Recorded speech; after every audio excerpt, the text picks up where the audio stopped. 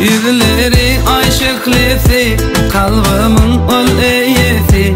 Anımda, elmada, yanlan ya güzel sesi. Gözlerim gözümde, yüreğimde adın var.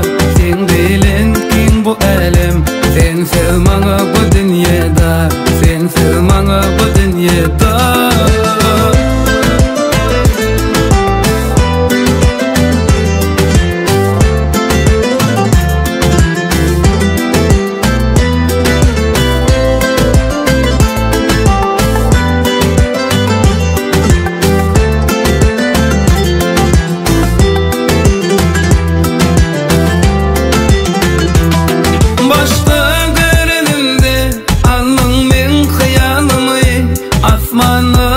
Ayşaya gördüğümün bu halımı, gönlümde gizlenen fikrimde dinlesin.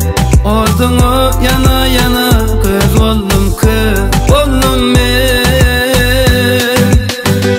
Yüzleri aşıklısı, kalbimin ol eyesi. Anımda elmadan yanlan ya güzel sesi. Gözlerim gözümde, yüreğimde adın var.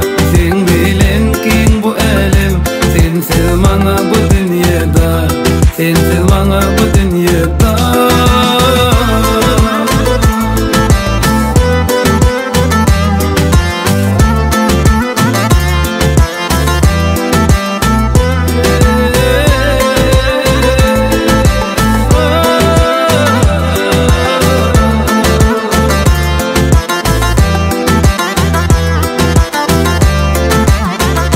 Seni ilki görenimde umrumda oldum deli. Yıldızlar ve Ayşaya gördüler ahvalımı.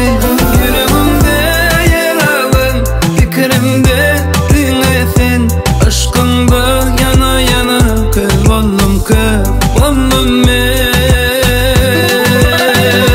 Yüzleri aşıklısı, kalbimin oleyesi.